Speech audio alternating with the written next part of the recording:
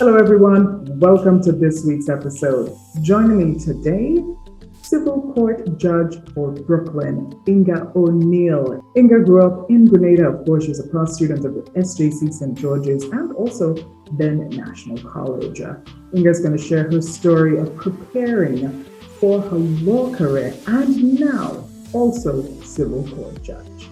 Here's my conversation with Inga O'Neill. Do enjoy.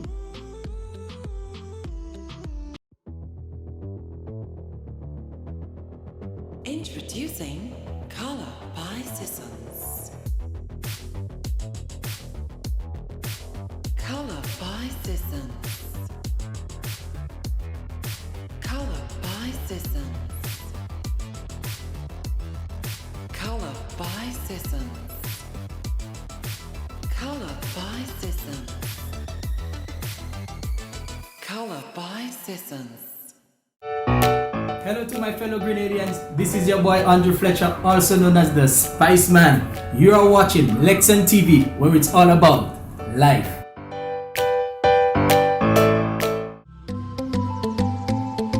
Welcome back to this episode right here on Lexan TV, and I'm very excited to have this lovely lady with me today, attorney at law and now civil court judge-elect and Grenadian sister. Listen, yeah, she's Grenadian as well. We love that. I have Inga O'Neill joining me today on the show to talk about her incredible accomplishment as being the newly elected civil court judge in the state, well, New York. Yes, and she's here with me today. Inga, welcome to Lexan TV. It's such a pleasure having you here. Thank you. Thank you so much for inviting me. It's a pleasure to be here. I'm honored to be able to share my story with you and everyone. So thank you again. You're very welcome. And Inga, before we get into the details of, the beginning of your journey, not just as your new journey, but also, growing up in Grenada, attending SJC, St. George's, all of that. Tell us a little bit about, what Inga loves to do and your fondest memories of growing up in Grenada, because I know you're really Antiguan by birth, but I know you attended secondary school here in Grenada, and of course I know you have great memories of Grenada as well. Yes, that is true. And I was born in Antigua, but I left Antigua before I was a year old. So I don't have as close a connection with Antigua as I do with Grenada. And I also lived in other Caribbean countries, in the Bahamas, in Nassau, and in St. Kitts. And I came to Grenada when I started Form 1 in convent. And then, of course, I went on to National College. I think of that time of my life as probably one of the most favorite times in my life. And growing up at the time, you don't realize how special it is until now as an adult, I can look back and realize that, the camaraderie with my friends, in Grenada, they're lifelong friends. We're still friends with each other. And the values that were imparted by my parents and the school, I carry with me to this day. My parents always stressed having a strong work ethic and the value of an education. They didn't have the opportunity to go to college themselves. And back then, in that generation, people would take scholarship exams and be able to go away to get to college. But they didn't have that opportunity, even though some of my aunts did. But they did not. And they always stressed that, even though they didn't grow up with a lot of material things, they grew up in homes filled with love and encouragement. And they also gave that to both me and my brother Garth. And whether it was through a convent, we had garden party and, I was a prefect and house notes and, just the things that you learned about taking pride in your parents and having pride in your work are things that I carry with me now as an adult and in my career, because, I think that's what sets you apart sometimes from other people, just having that strong work ethic. And also I was a Girl Guide. And I remember we did a project once, we were planting trees on, Lagoon Road, Yes. About the, just caring about the environment and doing, food distribution, feeding the needy. And those things that I did, the community service, I even do that to this day as an adult. I'm part of the Brooklyn Canarsie Lions Club. I'm the vice president, and we do a lot of community service and environmental projects. And particularly now during COVID, there's a lot of food insecurity issues, and just cleaning up the community. I'm also involved in that.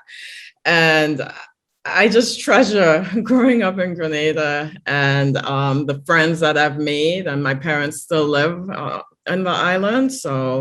And I try to visit as often as I can. You're sharing all of this, and it's so important to get involved. It's not just about school life, but the external part of things, the extracurricular activities. That's fantastic. That is fantastic. The Caribbean girl who could. Your story is such an inspirational one, Inga. Did you ever feel that you were not cut out for this, so to speak? Well, in the beginning, when I first moved here, I was young, I was 19, and I went straight to college. And I didn't, I wanted to be a doctor at first. I just always knew I wanted to enter into a career of service, whether it was a doctor, a lawyer, a teacher, a journalist. I knew that's what I always wanted to do. And at some point in college, I realized, okay, well, I'm interested in law. And I'm the first attorney in my family, so I didn't have anyone to show me the steps. So I did the best that I could do with the limited knowledge that I had, like anything that I saw at the college that was offered to help you get into law school. I took like this test and I got into law school. And then when I was in law school, I had the opportunity to do an internship in the court system. And the person who was conducting the interview, I was so shocked when I was hired. I was like, I'm hired? But that was my introduction into the court system. And that lady became not only a friend, well, first she became a mentor and then also a friend to me. So I was fortunate that every position that I held, I had someone to guide me, to be a mentor. And I'm grateful for that. And as great as an accomplishment it is for me coming from Grenada to be now, run successfully for office, I have to, make it clear that I'm not the first, and I hope that I am not the last. And the women that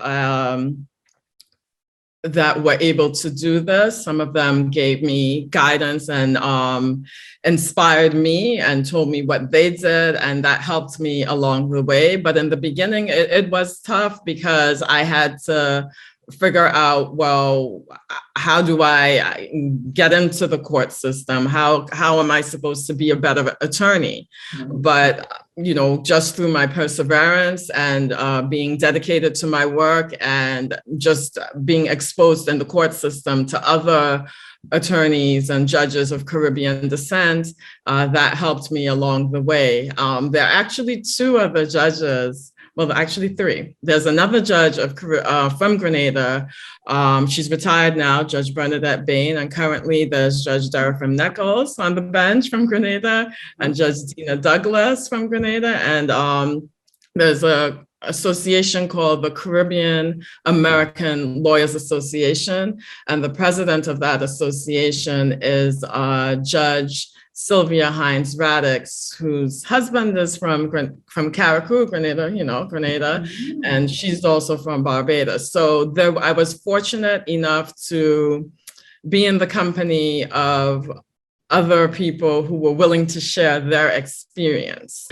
I took classes also on how to become a judge, and because I realized after a while that's what I wanted to do. But most recently, there was this program that I was involved in as part of the Metropolitan Black Bar Association, and it was the Judiciary Training Academy, and I got to see judges who looked like me and are on the bench, and they were willing to share how they did it.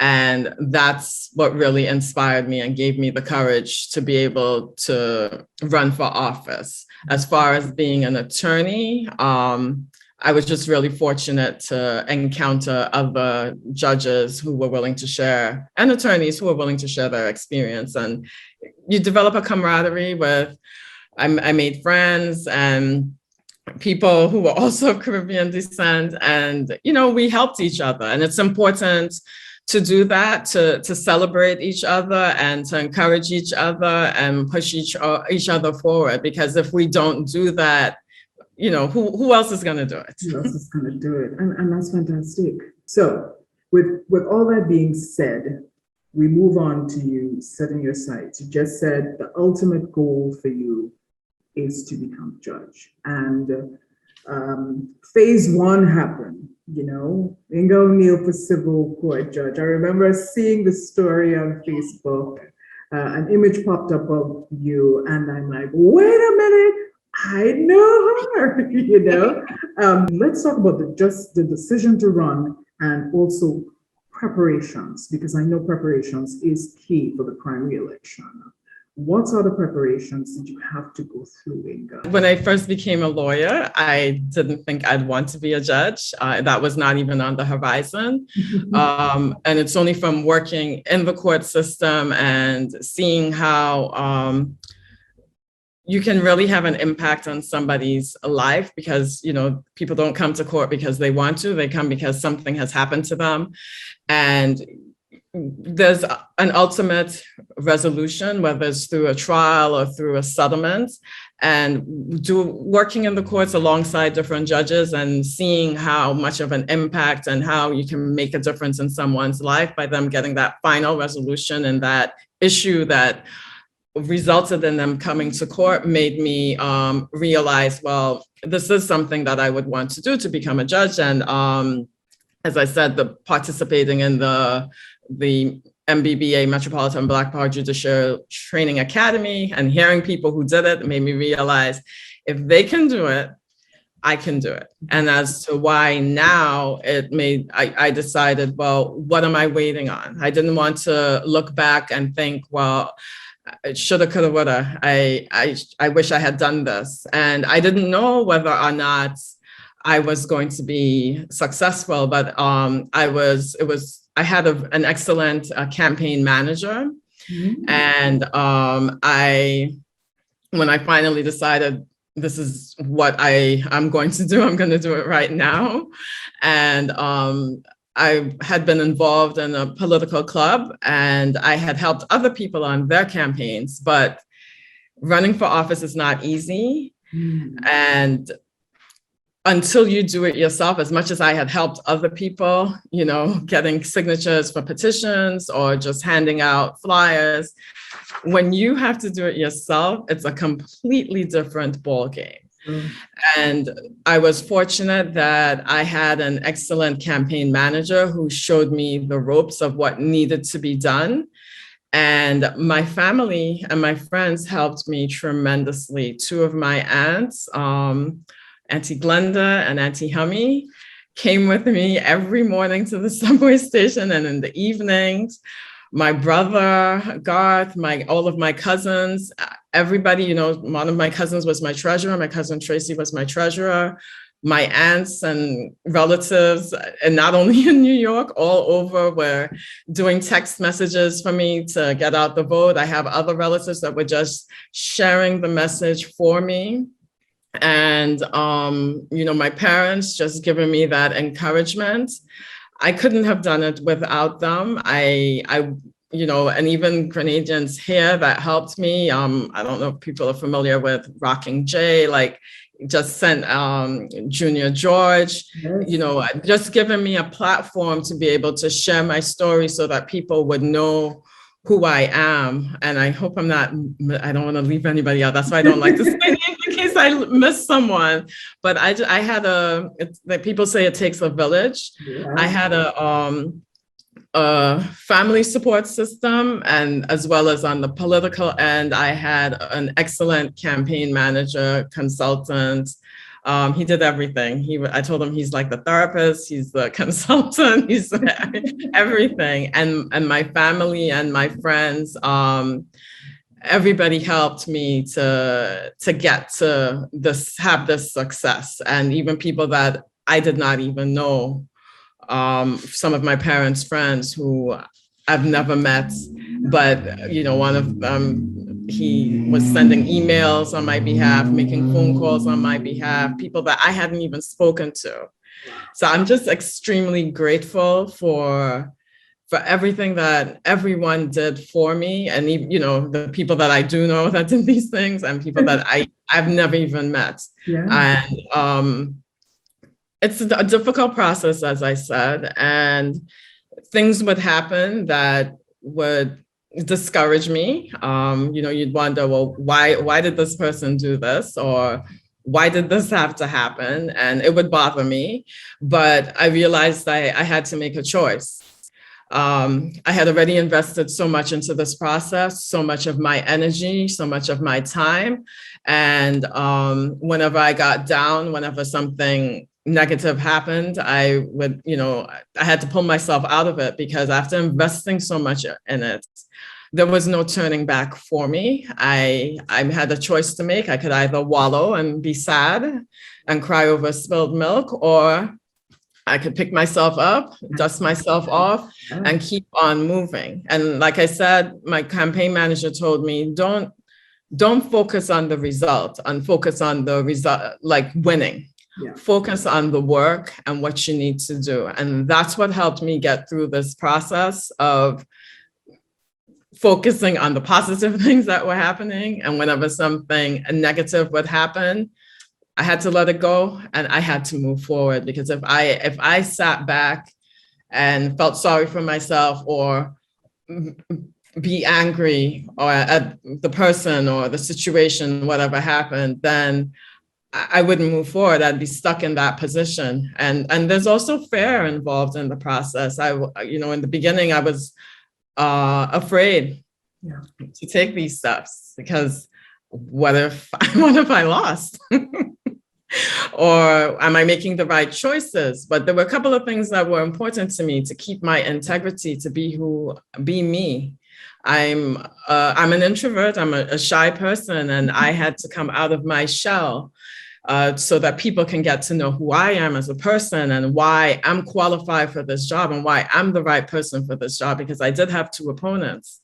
But it was important to me to focus on my skill set, what my qualifications are, and to be true to myself. And I had to believe in myself. And, I kept my natural hair. I wasn't going to change to appeal to other people. And I knew that I had the qualifications to do the job.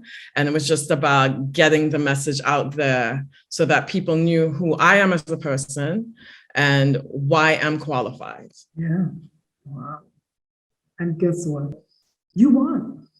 You won, and I'm so happy that you were so honest and open about the fact that, yes, you were very qualified. You have what it takes, but you had questions, you had doubts, you had fears. You're only human, but I think that the takeaway moment here for not just me, my viewers, everyone who's listening in on this conversation, is that you just never give up. Right. You wanted bad, and you just never give up. And you won. Congratulations. So do we call you Judge? Thank you so much. This is fantastic. Tell us about some of your responsibilities. And Inga, what is your vision? And I'm not sure if you put all these things into perspective as yet, but what happens next? What happens next for you? So for the past 19 years, I've been working in the court system as a first I started off as what's called a court attorney, and then I became a law clerk to a judge. And as a law clerk to a judge, you are the judge's attorney, you're the judge's right hand. I've participated in hundreds of trials, written thousands of decisions, and I only say that to say that I'm serving the people of Brooklyn. And like I mentioned before, people don't come to court because they want to, they come because something has happened to them. And my job as a law clerk is to serve the people, but even more so as a judge, it's to continue in that role of service and to ensure that for whatever reason people come to court, that they are heard, they are listened to, and that they know that they're being treated fairly. So that's my goal, to ensure that for whatever reason you come to court, and regardless of what you look like, what language you speak, what religion you believe in, what your identity may be, or your sexual orientation, that you're treated fairly and impartially. And I also want to continue that service, not only on the bench, but also in our community, because it's important. And when serving your community, then you understand what's happening in your community. And unless you know what's happening in your community, you can't efficiently serve your community. So that's what's important to me, to continue service both on the bench and in my community. What would you say is one of the most important characteristics, or maybe your support system, that was beneficial in your success in this election? Being humble and grateful, and knowing that nobody owes me anything, nothing is promised to me, and that I have to work hard to succeed and to be able to do what's required in my role. So humility and being grateful, I believe, are two things that helped me along the way, because I had to work this hard to be able to achieve this, because I'm not owed anything by anyone. And I'm just grateful to have had this opportunity, and grateful that I was successful. And I know that I put in that hard work.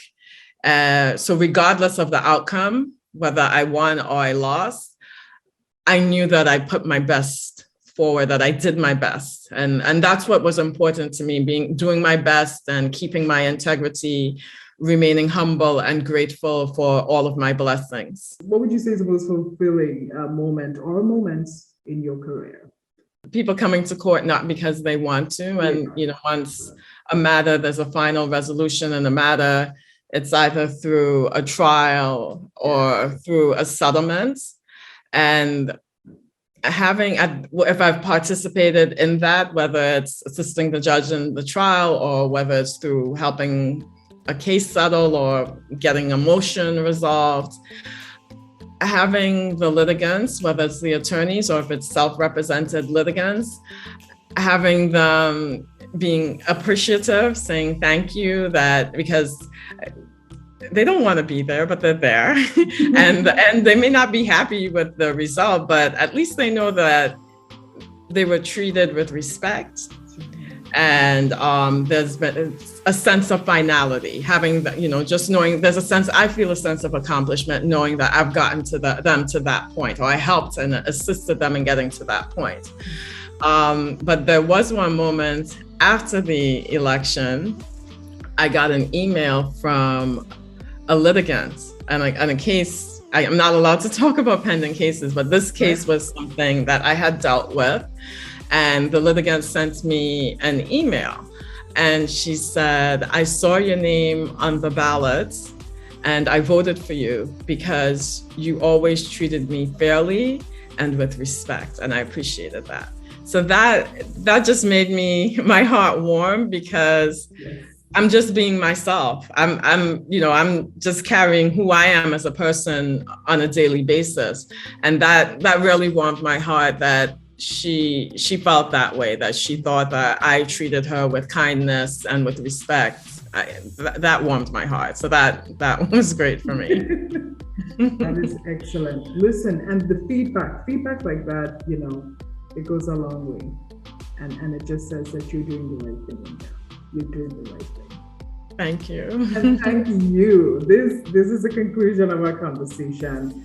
I'm so happy that you made some time for Lexan TV today to share your story and to also talk about, your victory and why you're so passionate about this new title that now been bestowed upon you. So congratulations again, and thank you so much. Any closing words from you, Inga, before we wrap up? Well, first, thank you to you for allowing me on the show, to be here on the show and to share my story with your viewers. I truly appreciate it. And thank you for your service, because you showcase our community, you showcase Grenadians, our culture, our food, and that's just excellent. And it's so important to do that so that people can see what we are doing. So thank you for that. And thank you to my family and to my friends and to everyone who offered a word of encouragement or just shared the fact that I was running, and everyone who voted for me. And I just really appreciated my church back in Grenada. They uplifted me in their prayers, and I believe in the power of prayer. And I also believe that if something's for you, it's for you. And I'm just grateful that I've gotten to this point in my career and in my life. Thank you. You're most welcome, and thank you as well. You have warmed my heart as well. Thank you so much.